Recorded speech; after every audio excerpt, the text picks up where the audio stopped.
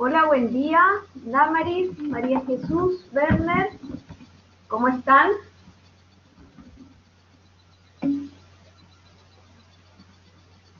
¿Cómo está esta mañana ventosa?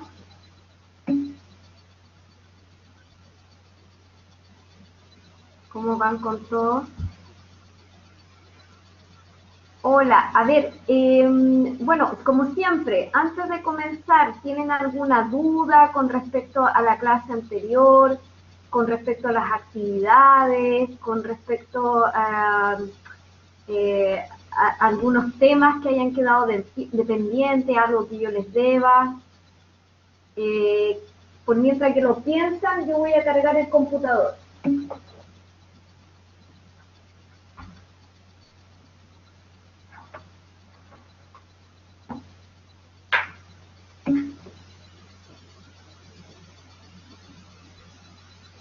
María Jesús, ¿está abierto el micrófono? Si puedes especificar la pregunta, por favor. Estoy escuchando, estoy conectando la batería, el cargador mejor.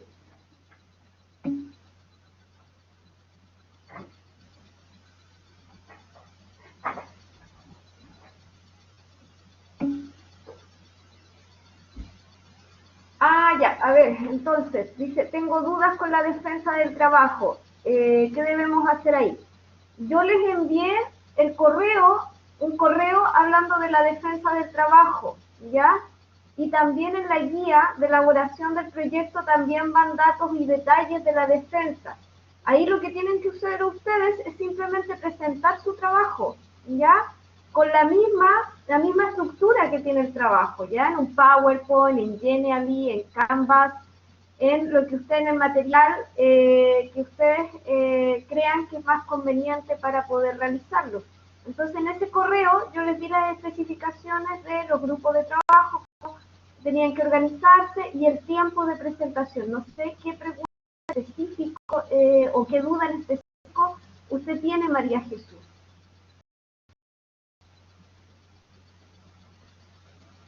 Porque ahí yo envié detalles tanto en el correo electrónico como lo que dice la guía de elaboración de proyecto. Entonces no.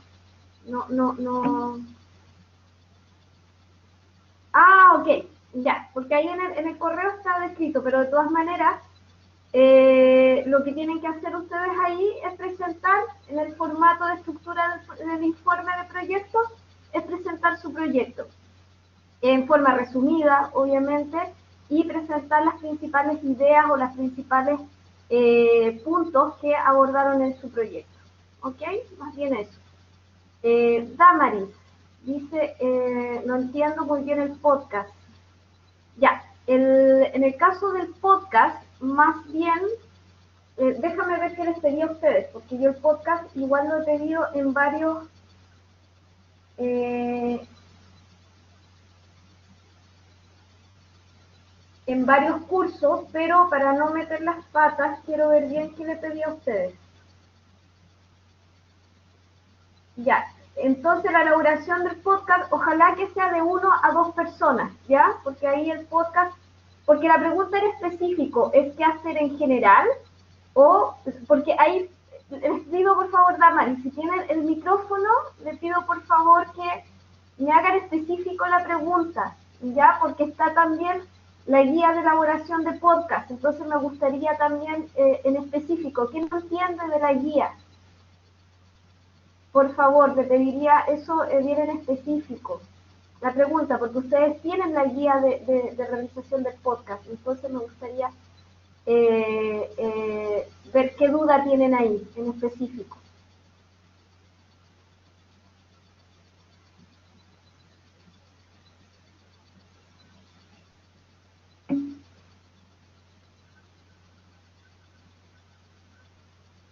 Ya. ¿Alguna, Catalina, Damaris, Werner o María Jesús, alguna otra consulta que ustedes tengan? Por ejemplo, en el caso del mismo podcast en específico, que tengan alguna duda, ahí el podcast, por ejemplo, acuérdense que en Spotify, por ejemplo, existen varios varios podcasts que pueden ser en educación, hay podcasts de conversación, por ejemplo, una charla TED, y ahí se los colocaba en la guía de elaboración. También hay charlas TED de podcast, entonces la idea es que sea una conversación entre dos personas, pero que esa conversación tenga contenido. Eso es lo más importante. No es, los podcasts no siempre son de sensaciones, en el sentido, disculpen lo burdo, pero por ejemplo decir hoy siento frío hoy día, hasta amaneció nublado, más que eso es como el por qué hace frío, el por qué responder en cierta forma preguntas a través de una conversación.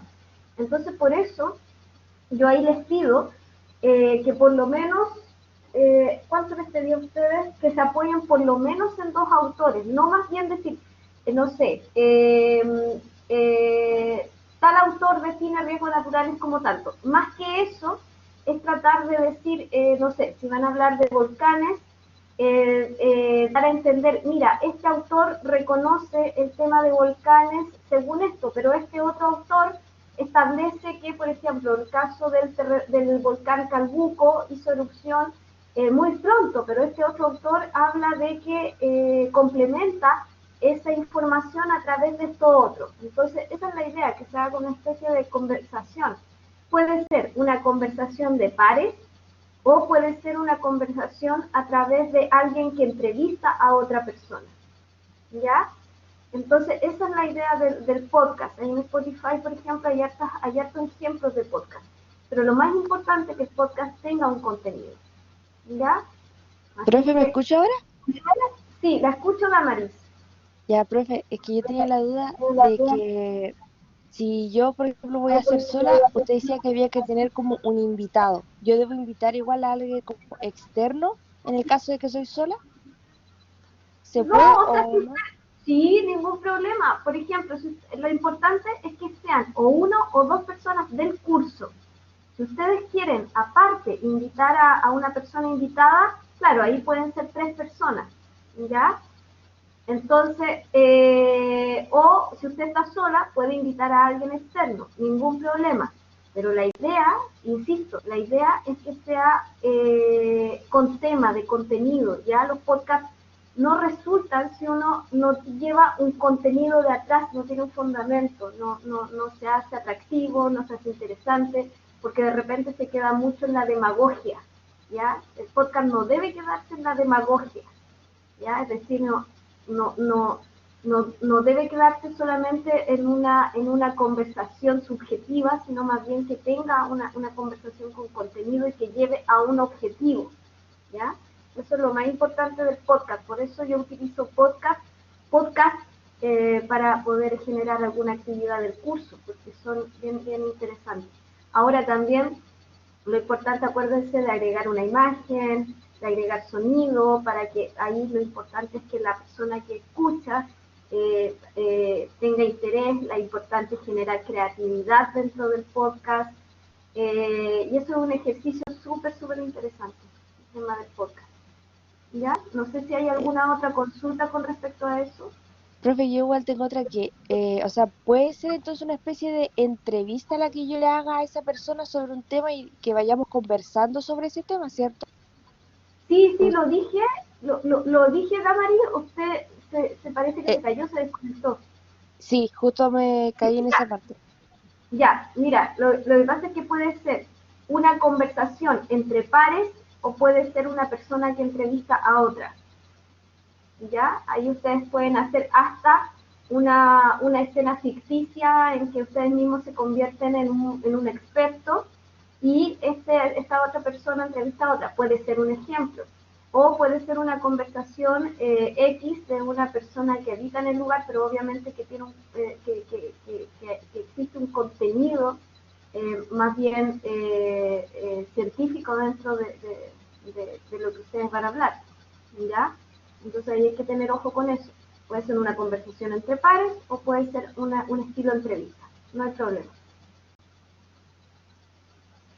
¿Ya? O un estilo, por eso le coloqué ahí, un estilo charla TED que puede ser individual y ustedes arman un monólogo, pero que ese monólogo vaya con un contenido.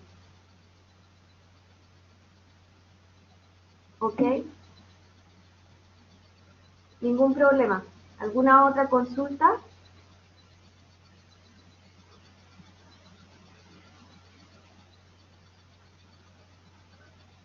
Ok.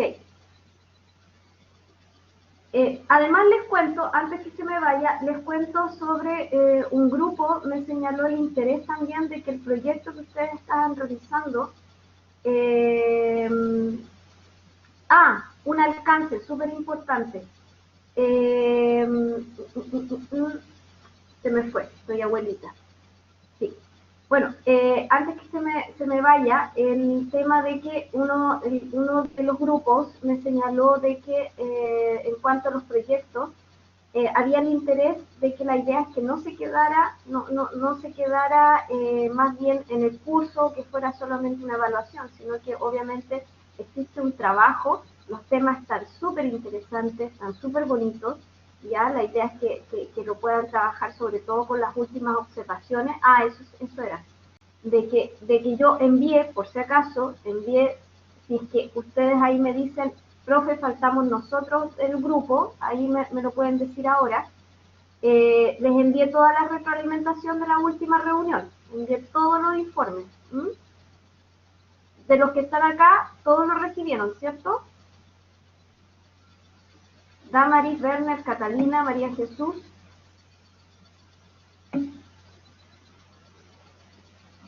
Ya, perfecto. Entonces, están todas las retroalimentaciones, ahí tienen que ponerle todo el ánimo del mundo para poder terminar con un bonito trabajo, porque los temas están muy bonitos, los temas están muy entretenidos. Entonces, yo le hice el comentario al profesor Daniel, que también que se los iba a comentar en clase.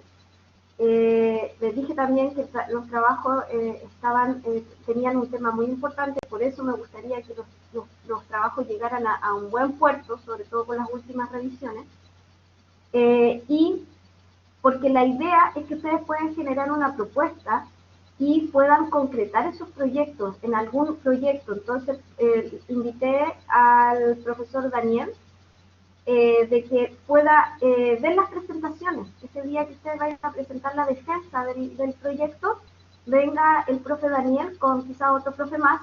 Ellos no van a evaluar, por si acaso, ¿ya? Sino que van a mirar los proyectos, van a ver, porque la idea es poder, a partir de, por ejemplo, la idea que nació de uno de los grupos, es poder entonces concretar en algún proyecto, por ejemplo, quizás en algún libro, quizá en algún video, en algún proyecto interno, etcétera, pero en alguna actividad que obviamente salga de ustedes también, una propuesta, concretar esto, ¿ya? ¿A qué me refiero? A armar algo, alguna actividad o algo que concrete este trabajo, más allá de lo que se realiza en el curso.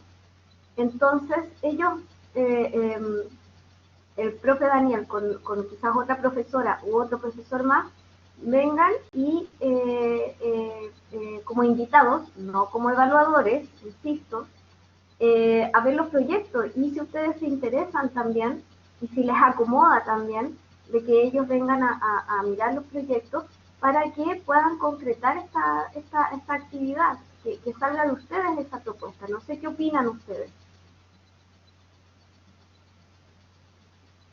Werner, Catalina, Damaris, María Jesús.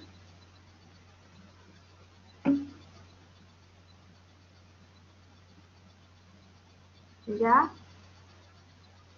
Lo más importante, ojo, la propuesta tiene que salir de ustedes, es decir, la propuesta de proyecto igual, quienes lo tienen que liderar, esta propuesta, son ustedes. Nosotros más bien lo que vamos a hacer es poder guiarlos, así como lo hemos hecho con el trabajo, es poder guiarlos, pero la idea es que nosotros todo el apoyo del mundo, pero la idea es que pueda salir de ustedes, ¿ya? Y que se pueda concretar en algo. Además, esto les sirve para el currículum futuro, súper importante para ustedes, ¿ya? Y poder así postular quizás a otros proyectos o que pueda estar concreto sobre el mismo currículum, que puedan, también esto es súper importante si ustedes después quieren optar a becas, cosas así. ¿Sí? Entonces, se los dejo ahí en ese alcance. No sé si alguien tiene alguna objeción o quizás alguna idea opuesta, o alguien quiera comentar algo sobre eso. Werner dice que le parece la idea. No sé si Damaris, Catalina, María Jesús tienen alguna opinión que va en la línea u otra opinión que no va en la línea. Obviamente voluntarios, ¿ya? Obviamente los grupos que no quieran participar es absolutamente voluntario, por si acaso, ¿ya? Pero la idea es que puedan concretar y puedan materializar su esfuerzo del semestre.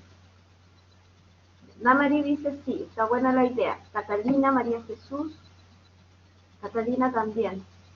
Súper, ¿ya? Para que sobre todo esta última recta tengan mucho ánimo en poder terminar esos proyectos. Ahí yo hice varios, en algunos grupos sobre todo, hice varias correcciones, así que todo el ánimo del mundo, lean harto, armen harto, saquen ahí buenos trabajos, más allá de una nota, el tema de la experiencia de poder elaborar estos proyectos es bastante satisfactoria y es bastante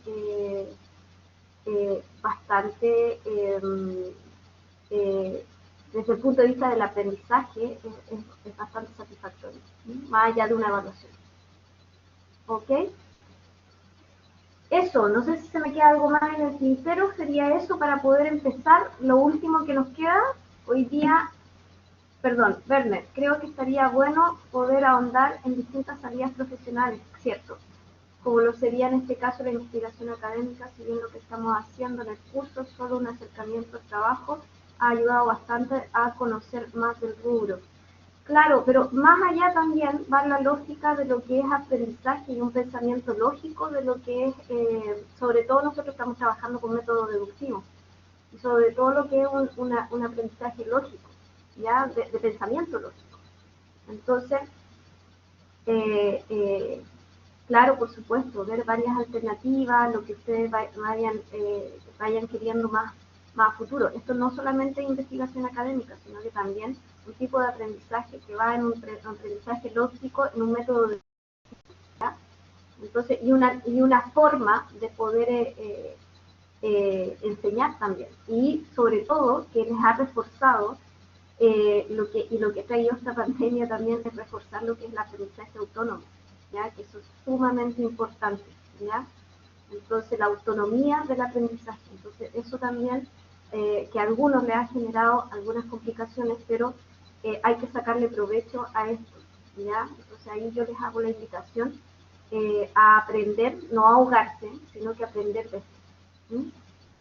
Así que, eso, no sé si alguien más, por mientras que yo, hoy día entonces vamos a ver todo lo que tiene que ver con morfología, porque la semana pasada vimos cuenca. Ahí ustedes me van interrumpiendo si se les queda dando vuelta lo que anteriormente conversamos, ningún problema. Pero para avanzar tenemos poquito rato. Y bueno, nosotros quedamos en las cuencas hidrográficas. Y hoy día vamos a ver lo que es la morfología y los agentes morfogenéticos que nos quedaban, sobre todo los temas de morfología fluvial, glacial y fluvial. ¿Para qué? La próxima semana ya terminamos y finiquitamos con lo que es el tema de inundaciones y remoción en masa. Con eso ya terminamos. Y les voy a enviar ya después la semana del 22, martes 22, sería la defensa del proyecto, pero lo más probable es que puede que no alcancemos todos. Entonces yo les voy a enviar un doodle, que ustedes ya lo conocen. Entonces voy a enviar dos fechas, una para el martes y otra para el miércoles 23 a las 3 de la tarde, ¿ya? Así que para que puedan ahí inscribirse los grupos, o uno de dos, o se lo envío un horario en Drive, o les envío un horario en Doodle y ahí lo vamos armando. Entonces lo voy a enviar por grupo, ¿ya? Para que uno algún delegado del grupo pueda responder esa encuesta en Doodle, porque lo voy a enviar grupo 1, grupo 2, grupo 3, grupo 4, para que se inscriban el día 22 o el día 23, ¿ya? Para poder presentar. Eso. ¿Ya? Así que ahí quedamos ahí claros.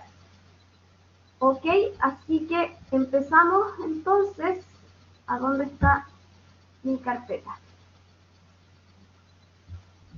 Recuerden, me van interrumpiendo si tienen alguna consulta de cualquier tipo. Entonces, está geomorfología.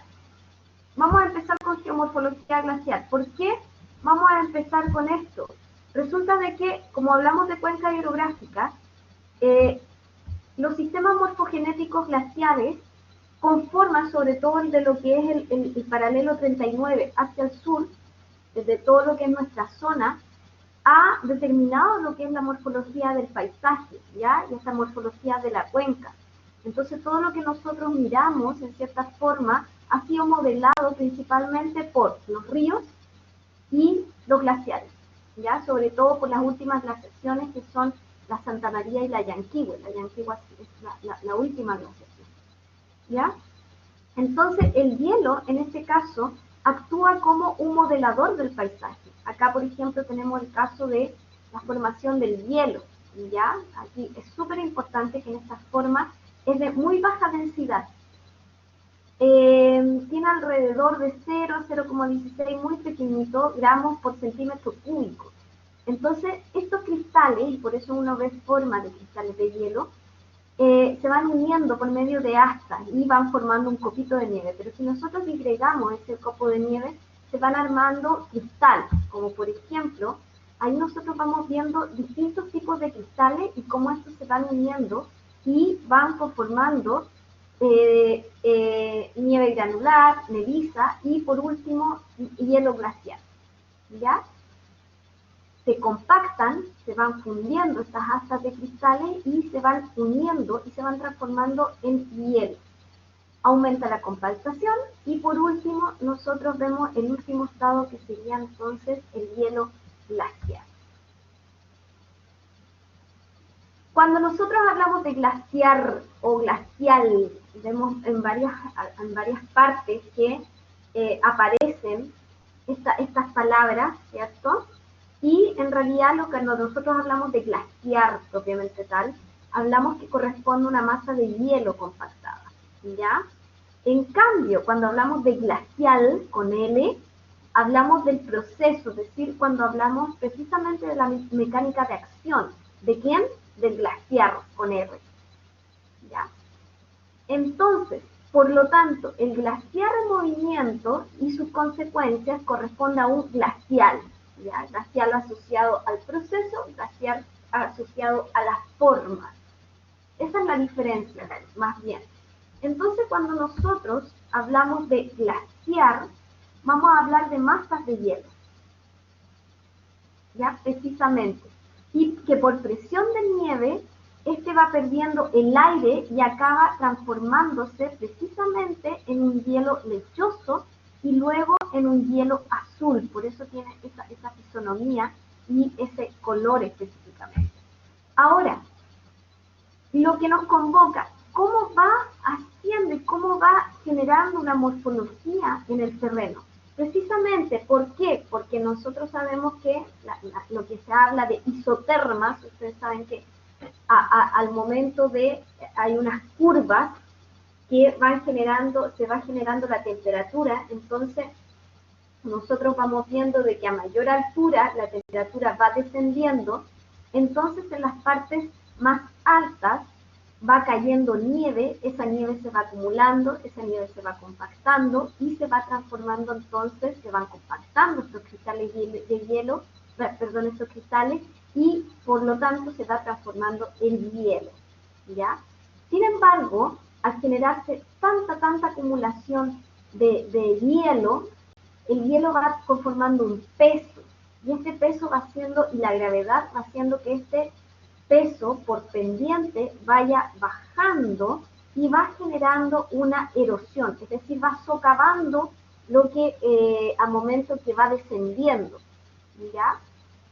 Al momento de que va erosionando, va arrastrando un material, y esto es lo que va arrastrando es hielo más clasto, Y a esto se le llama entonces movimiento del glaciar, ¿ya?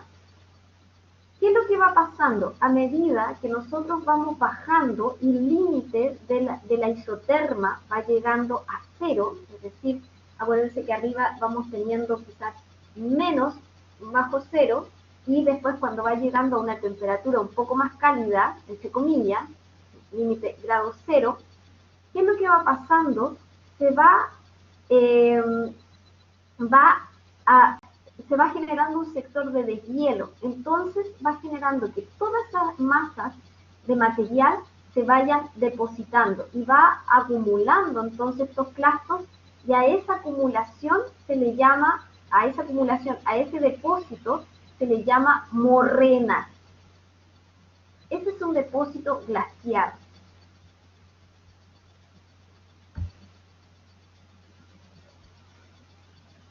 Perfecto, desde el punto de vista de la morfología. Ahora, lo que hablábamos anteriormente, existen varios procesos de glaciación en el tiempo, ¿ya? Donde existe a nivel global un descenso de las temperaturas de la Tierra. ¿Y qué es lo que va pasando? En vez de caer agua de lluvia, va cayendo nieve, sobre todo desde los polos hacia el ecuador, ¿ya? Se va arrastrando esta línea de masas de hielo. Principalmente en la Tierra han habido hasta 7 épocas de glaciación, sobre todo en las épocas, en la era precámbrica y paleozoica.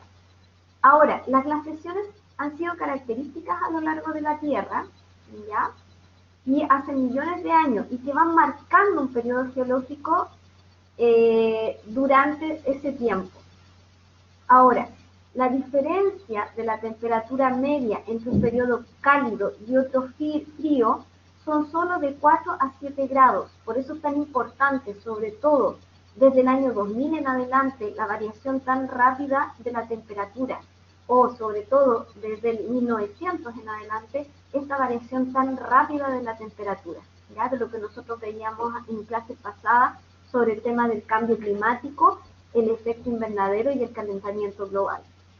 Entonces, ¿qué es lo que va pasando? Ahora, a la inversa, cuando va bajando la temperatura, aunque sea unos 2 o 3 grados, va generando un efecto. Si desciende la temperatura, va a generar que los glaciares vayan avanzando desde los polos hacia el ecuador. Si la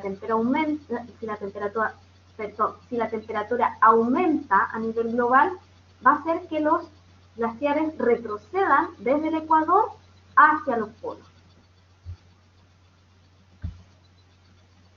Aquí existen tipos de glaciares. Acá tenemos el caso de un glaciar en Mayo, acá tenemos un gran glaciar. Este es el caso de Groenlandia, que nosotros vemos por efecto de lo que es el calentamiento global. Ya la masa de hielo se ha reducido de un tamaño importante en los últimos años. Entonces vemos que Groenlandia es un continente entero y que sobre ella se aloja un glaciar en manto.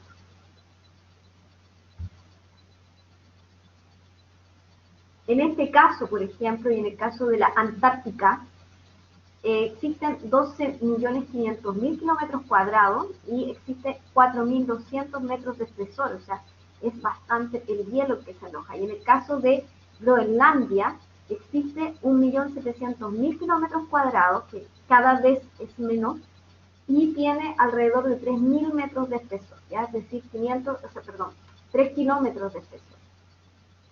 Y entre ambos, tanto en lo que es Groenlandia y lo que es la Antártica, representan un 95% de los glaciares a nivel mundial.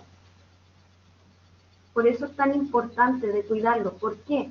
Porque al momento, sobre todo en el caso de Groenlandia, al momento de existir un deshielo, y ahí ocurre algo súper importante, y sobre todo que marca en cierta forma el cambio de clima, sobre todo en el hemisferio norte, porque afecta directamente, y lo que vimos de las corrientes oceánicas, afecta directamente a lo que es la corriente del Golfo, que se encuentra en el hemisferio norte, en el océano Atlántico, ¿ya? Entonces, ¿qué es lo que pasa? La corriente del Golfo tiene una lógica de ser cálida, pero ¿qué es lo que pasa? Al aumentar el deshielo por ejemplo, de los glaciares de Groenlandia, va enfriando estas aguas, lo que genera también inviernos mucho más secos, sobre todo en Europa, ¿ya? Y ahí hay un descontrol completo en lo que es el clima en el hemisferio norte, sobre todo en el océano Atlántico. Me van interrumpiendo si tienen alguna consulta o algún comentario. Eso más bien la forma que tienen el glaciar, insisto, en el libro de Strahler está mucho más en detalle todo este material, ya que ustedes yo creo que ya han revisado a lo largo de este semestre y como dije anteriormente en el correo electrónico es materia de examen.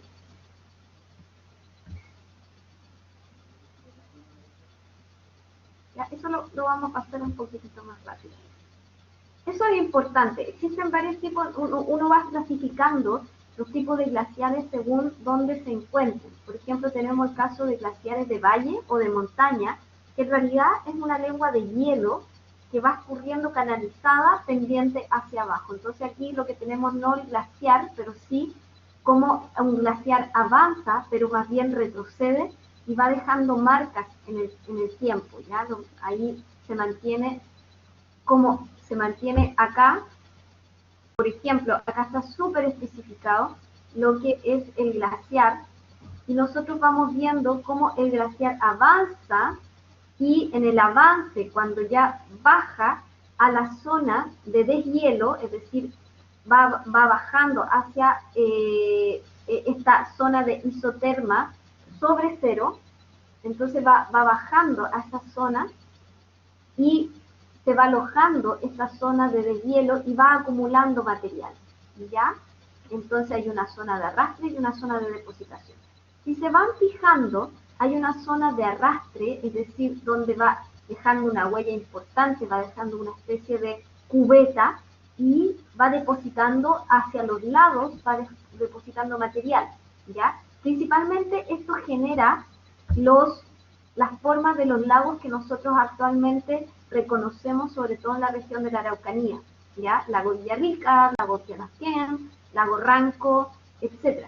¿Ya? Entonces, estas distintas formas que veíamos anteriormente, tanto esta forma como esta forma, se reconocen entonces en las formas que nosotros actualmente vemos en los distintos lagos, sobre todo en la región de la Araucanía y en la región de los ríos, sobre todo en esas formas de lagos que conforman actualmente lo que es nuestra morfología en la zona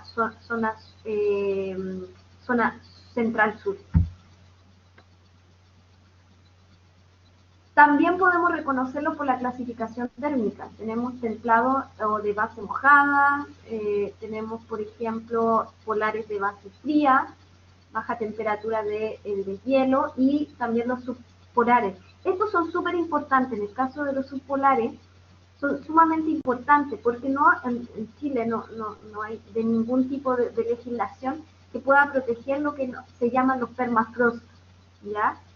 El permafrost es todo ese hielo que está congelado bajo tierra y que no se puede ver, ¿ya? ¿Por qué? Porque actualmente la normativa lo que protege es esta masa blanca, ¿ya? Que nosotros podemos ver. Pero sin embargo, el permafrost es uno de los sistemas más importantes que actualmente tiene la Tierra con respecto a lo que es los sistemas glaciares, ¿ya? Que son sistemas subpolares. Sobre todo en sectores de la Patagonia, ahí vamos a reconocer, estos son por ejemplo los permafrost, ¿ya? Y distintos tipos de glaciares.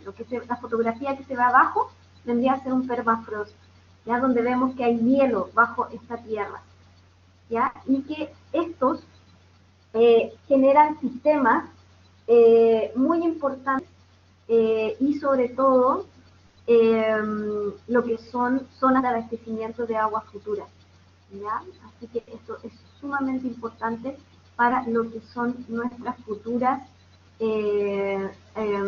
reservas de agua, ¿ya? Y que si nosotros descubrimos esa parte de tierra, dejamos al descubierto también el hielo y por ende ese hielo se deshiela y desaparece. ¿Sí?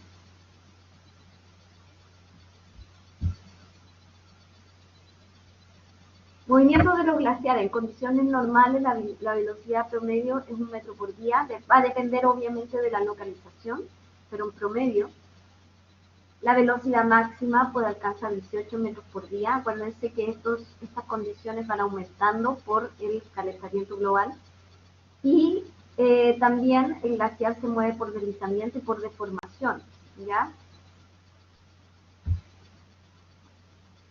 Ahora, lo más importante es que lo que va dando la forma del suelo, del que va dando la forma del relieve, es el movimiento que tiene el glaciar, ¿ya? Y por dónde se mueve especialmente. Entonces, por ejemplo, y de la velocidad que toma esto. La velocidad va a estar relacionada directamente también con la pendiente y con la temperatura que posea. Y va a variar de las zonas de acumulación, que es donde existe una acumulación de nieve y formación de hielo, y las zonas de ablación. ¿Cuáles son las zonas de ablación? Son las que van más allá del límite de las nieves perpetuas, ¿ya? En las zonas de hielo, donde hay una pérdida neta del glaciar, ¿ya? Donde se derrite este glaciar. Entonces acá vemos una imagen donde vemos una zona de acumulación de nieve, en las zonas mucho más altas, una zona de arrastre, snowline, que es la línea de la nieve, donde llega la nieve. Hay una zona de arrastre donde acuérdense que va erosionando, va arrastrando material, y luego, posteriormente, en la zona ya final del glaciar, hay una zona entonces de acumulación, ¿ya? Ahora, a su paso, ojo, va arrastrando lo que hay en el fondo, pero también va arrastrando lo que hay a los costados. Y va generando también crevasses, que son grietas formadas cuando el glaciar atraviesa un terreno irregular, ¿ya? El mismo glaciar va teniendo grietas. Pero desde el punto de vista del relieve, el arrastre que va generando tanto lateral como de fondo es lo que va también conformando el actual relieve, ¿ya? Y la zona de depositación.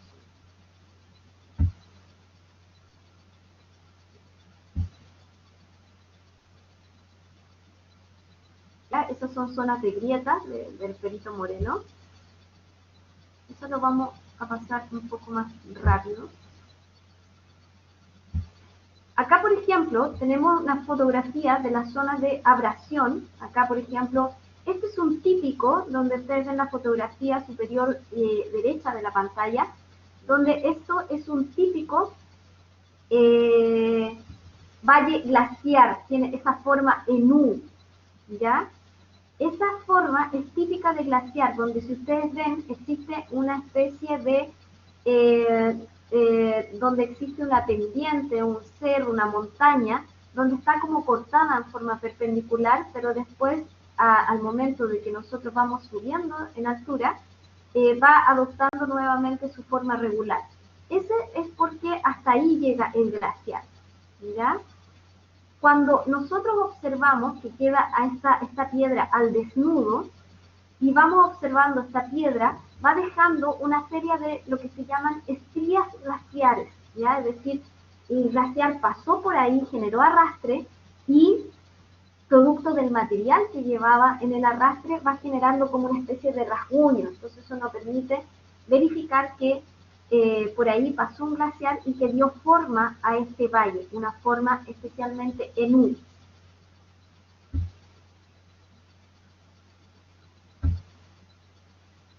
Y que principalmente nosotros vamos viendo fragmentos de roca de abrasión que ayudan a identificar si la roca proviene de un sistema de glaciación. ¿Por qué? Porque la fluvial es más bien redonda, es pulida, pero la glacial es angulosa, presenta estrías, etc., ya cuando es de su zona de arranque.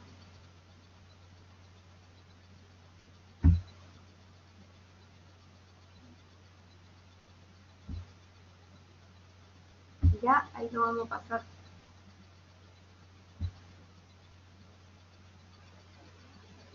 Entonces, cuando ya pasa todo ese proceso de arranque, de transporte, de erosión, el glaciar va ya depositando su material, lo va depositando especialmente en estas zonas que pueden ser depositados como directamente por el glaciar, que se reconocen como los till o barrios glaciar, o sedimentos dejados por fusión del glaciar, denominados como derrubios estratificados, ¿ya? Entonces ahí vamos reconociendo distintos tipos de material dejado por el glaciar. Recuerden que la masa de hielo llega, se deposita, que hay material lodoso, material de barro, y que esto lo arrastró el glaciar, ¿ya? Esas rocas llegaron producto de estas masas gigantes de hielo y que retrocedieron, pero fueron dejando todos estos bloques, se llaman bloques erráticos, precisamente, ¿ya?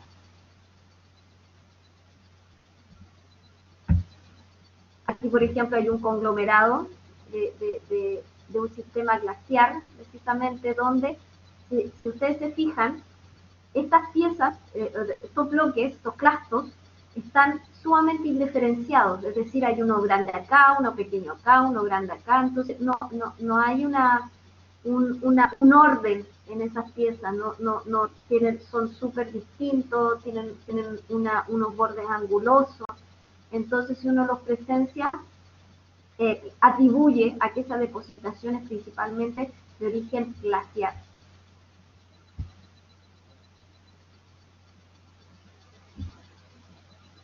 ¿Ya? Acá precisamente hay una distribución completa entre lo que es glacio-volcánica fluvial, ¿ya? Acá nosotros, por ejemplo, en la parte de arriba tenemos una distribución, perdón, en la parte de abajo tenemos una distribución que no tiene una lógica ordenada, se le atribuye a una depositación de tipo glaciar. Después, si ustedes ven, hay un material de ceniza que es generado producto de una depositación volcánica, y luego más arriba ven un orden. Acá nosotros tenemos la parte superior, tenemos suelo, pero más abajo, entre la ceniza y el suelo, nosotros encontramos precisamente un material que va siendo depositado en orden. Si ustedes se fijan, hay material mucho más grande y después, a medida que vamos, hay material mucho más pequeñito. A eso se le atribuye que es producto de una depositación, producto de un río. Pero lo principal, abajo, por ejemplo, no hay ese orden lógico y puede ser producto, ahí hay que hacer un estudio obviamente, pero puede ser producto de un antiguo glaciar que bajó en algún momento.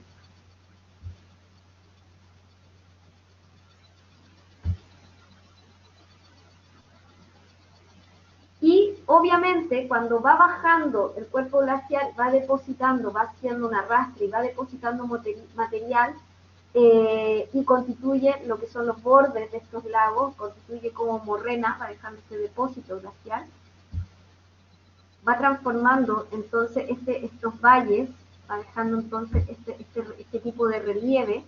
Tenemos el caso de estas formas, ¿ya?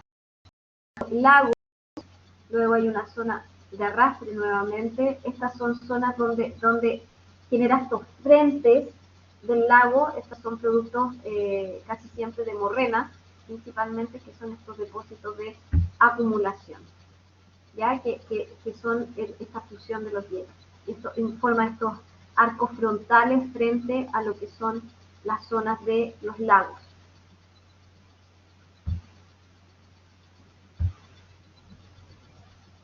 ¿Ya?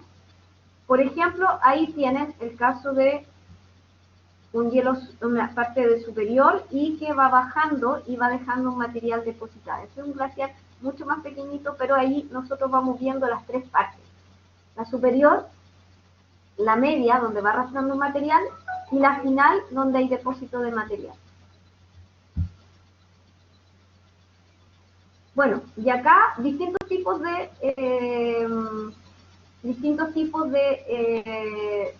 material depositado del glaciar. Por ejemplo, acá tenemos cuando el mismo glaciar se deshiela y va generando algunas colinas alargadas. Por ejemplo, hay varios tipos, ahí están los drumlins, no se ve muy bien ahí. Ya los Keynes van asumiendo distintas formas. Ahí, por ejemplo, eso que se ve al final, eso vendría a ser un depósito del glaciar específicamente, ¿ya? Un depósito llegó el glaciar, se tuvo un deshielo y se fue acumulando, ¿ya? Por ejemplo, ahí también hay unas ciertas formas glaciares. Si ustedes se fijan en esta fotito a la mano izquierda, en la parte inferior, aquí el glaciar llega, pero lo que va generando más bien se va transformando y después va retrocediendo y va depositando el material y forma como una especie de gusano, ¿ya? Con el material depositado. También es un tipo de depósito de material producto del hielo. ¿Ya? Y aquí, bueno, acá hay distintos tipos de depósitos glaciares. Lo más importante, por ejemplo, tener en cuenta que son las morrenas terminales, que son las que constituyen, por ejemplo, en el caso nuestro, son las que constituyen los frentes de los lagos, ya los que generaron los lagos de la Araucanía y los ríos, y que principalmente son los que dieron la morfología a nuestro sector cordillerano lacustre, principalmente estos retrocesos y avances glaciares, ya especialmente con eso. Ok, consultas, dudas.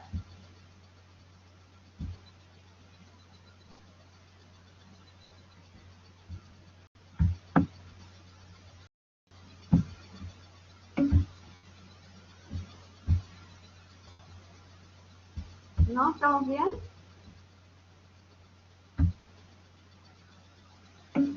Ya, entonces, la próxima semana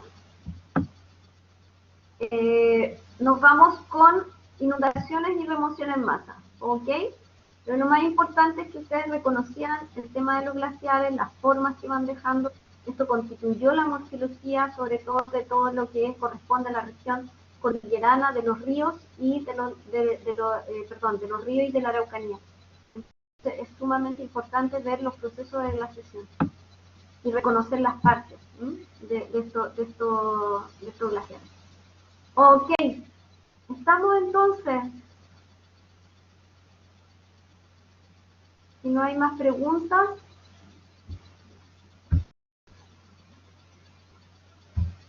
Un gusto nuevamente, Catalina, Damaris, María Jesús. Que tengan un buen día con harto temporal, pero dicen que va a ser cortito. Ya esperemos que no sea tan fuerte. ¿Ya? Así que un abrazo grande, cuídense y también María Jesús, que tengan una grata semana. ¿Ok? Así que un abrazo grande, cuídense.